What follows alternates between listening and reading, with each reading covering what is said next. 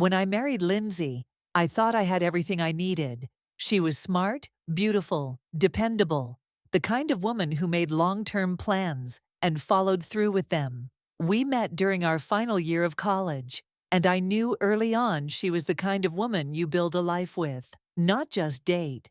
3 years later, we bought a modest house in the suburbs outside Seattle, and life slowly fell into a quiet rhythm, safe, predictable, maybe too predictable. Lindsay worked long hours as a corporate tax consultant, especially during quarter ends. We didn't have kids, so it was easy for her to throw herself into work. I ran my own small custom cabinetry business, mostly from the garage and a rented workshop across town. I loved working with my hands, and thankfully, I had a steady stream of clients. Still, some nights the silence in the house got too heavy. We'd eat dinner, maybe watch a show, and then she'd slip upstairs with her laptop while I cleaned up and stayed downstairs alone. We'd both grown so focused on routine that we'd stopped noticing each other.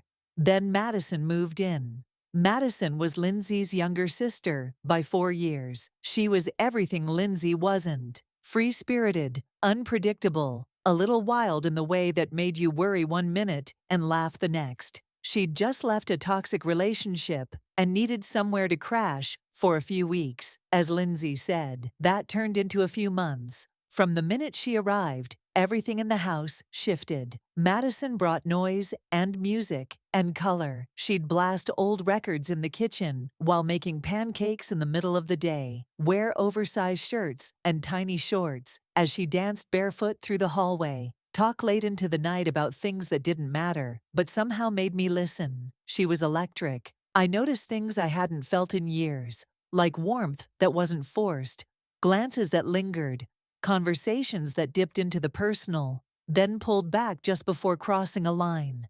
She'd tease me about my quietness, call me the stoic wood guy, but every so often she'd say something like, "I bet there's more going on under that calm surface." I never responded, but I felt it. She knew. One rainy Thursday afternoon, Lindsay texted that she was staying late at the office for some closing reports. I was home early from a canceled installation job. I walked into the kitchen to find Madison in one of Lindsay's old flannel shirts. Nothing underneath it but skin-tight bike shorts. She had flour on her nose and a mixing bowl in her hand, and she spun around as I walked in. "You hungry?" she asked, flashing a grin. "Starving," I said, though I wasn't talking about food. She smirked like she knew. We stood there, barely 2 feet apart, the smell of vanilla and cinnamon thick between us. I watched her lick the batter off her finger, her lips slow, deliberate. Her eyes met mine, and everything paused.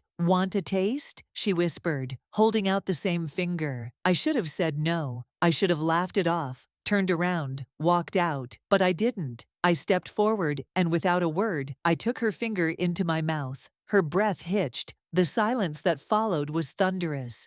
Her finger slid out of my mouth, slow. I could see her chest rising, her pupils dilated. The air snapped with tension, so loud and heavy it felt like the walls might crack.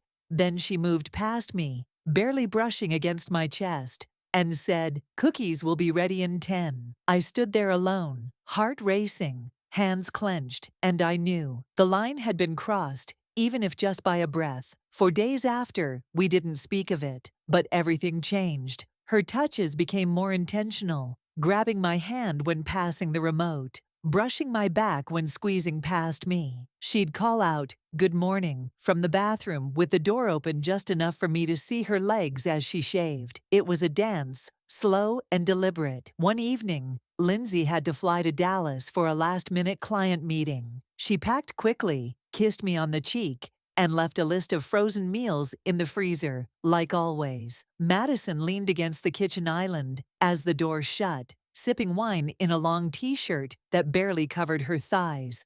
"Looks like it's just us," she said. That night, I couldn't sleep. Around midnight, I got up to grab some water. The hallway was dim, quiet, except for the faint glow of the kitchen light. Madison was sitting on the counter, legs dangling, a glass of red wine in her hand. She wore an off-the-shoulder sweater that barely clung to her curves. "Couldn't sleep either," she asked, voice low and a little raspy. I nodded, leaned against the fridge. She looked at me for a long time, then hopped off the counter and walked over. I've seen the way you look at me, you know.